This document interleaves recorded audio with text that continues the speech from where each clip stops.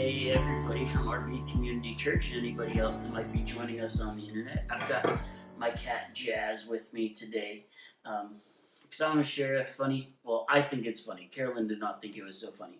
But when we first got Jazz as a kitten, we kept him downstairs, kind of confined him into a space. And then after we'd had him for maybe 2 months or so, we decided, okay, I think it's time we can probably, it may have been 3 months, we can let him come into the bedroom. And so he's up in our bedroom and we'd be getting ready for bed.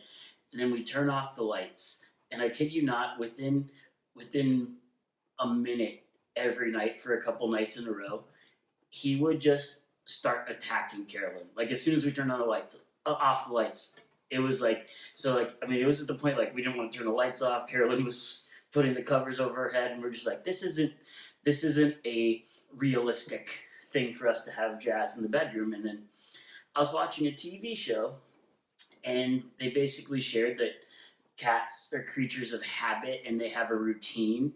And one of the things that they do is typically their routine is they like to hunt and then they like to eat and then they clean themselves and then they like to take a nap. So the guy shared basically, if your cat is attacking you when you go to bed, it's because they haven't finished that routine. So we started, okay, so we'll play with him for about 10 minutes right before we go to bed, and then we'll give him something to eat, and we'll feed him. So we were feeding him at like 5 o'clock in the evening, so come 10 o'clock when we're getting ready for bed, he's kind of ready to go again. So we kind of created this culture of we would play with him, and then we'd feed him, and then he would spend time cleaning himself, and Carolyn and I'd do the things we do to get ready for bed. And then we'd turn off the lights, and sure enough, he'd just jump up on the bed and cuddle up and curl up, and we don't have any problems until morning. And I think one of the things that's made the quarantine process interesting is a lot of us have had our routines and our habits change a little bit.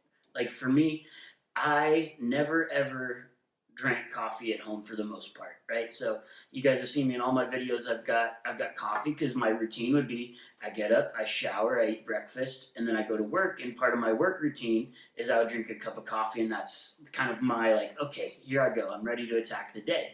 So then all of a sudden I was like getting to my 11 o'clock meeting here at home.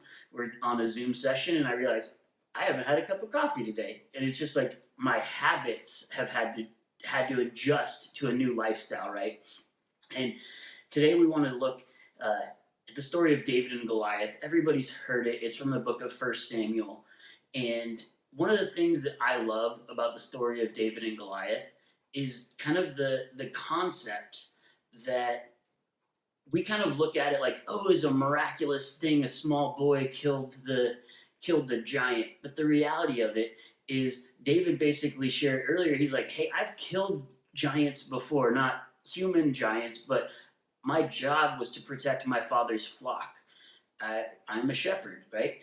And the reality of it is throughout his childhood, throughout his lifetime, I like to picture, I mean, this isn't specifically in the Bible, but I like to picture that there's a tree that just has been totally covered with pockmarks from David repeatedly practicing using his sling and hitting it over and over and over and over a lifetime, right? To the point where he knew God was going with him into battle, but he also knew that he had preparation, he had practice, he knew what he was doing. So one of the things that I want to challenge you guys during this season of quarantine, because the reality of it is it's at the point now where it's going by really fast. Like we just blink and all of a sudden we're almost in May, right? So my challenge for you guys is what are some things that you can be practicing, right? Because as Christians, one of the things it talks about is God gave us a spirit of self-discipline. And some of you guys like me, you might not be the most disciplined people in the world, but what are some things that you could be working on throughout the next month? We're headed into May. What are some goals you can set for yourself for May? Whether that's, read a proverb every day and think about it, or maybe just read your Bible every day, or spend time in prayer, or check in on friends, right? So what are some disciplines that you can practice over the next month, and really dive into kind of like David, so that when the challenge comes, you're ready, right? Because this is a challenging time, and a lot of us had spent time developing habits, and then we've had to change those habits based off of circumstances. David, he developed a habit of practicing using his sling when he would be out, right? He had practice, he had discipline, he knew what he was doing. So we don't know what we have in store over the next month, but I do know that we can spend some time making sure that we have the discipline to continue to grow. Because it's really easy for us as Christians to be stagnant. What can you do to move forward this month? Love you guys. Hope to see you in person soon.